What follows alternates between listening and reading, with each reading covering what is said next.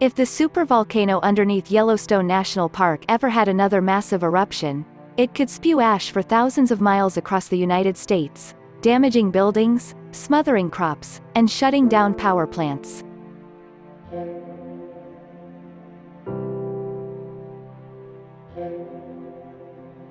It'd be a huge disaster. But that doesn't mean we should all start freaking out. The odds of that happening are thankfully pretty low.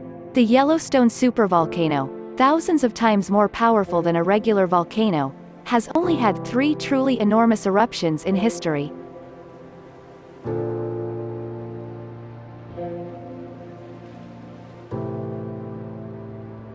One occurred 2.1 million years ago, one 1.3 million years ago, and one 664,000 years ago. And despite what you sometimes hear in the press, there's no indication that we're due for another super eruption anytime soon. In fact, it's even possible that Yellowstone might never have an eruption that large again. Even so, the Yellowstone supervolcano remains an endless source of apocalyptic fascination, and it's not hard to see why. In September 2014, a team of scientists published a paper in Geochemistry, Geophysics, Geosystems exploring what a Yellowstone super eruption might actually look like.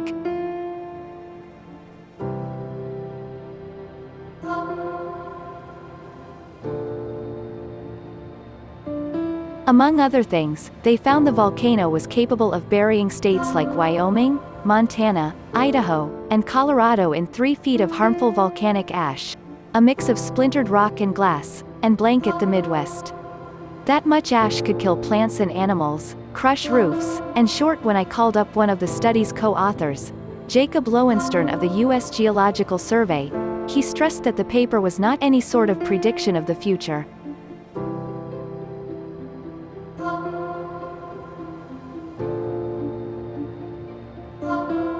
Even if Yellowstone did erupt again, you probably wouldn't get that worst-case scenario, he says. What's much more common are small eruptions. That's a point that often gets ignored in the press. And even those small eruptions are very rare. Lowenstern is the scientist in charge of the Yellowstone Volcano Observatory in Menlo Park, California.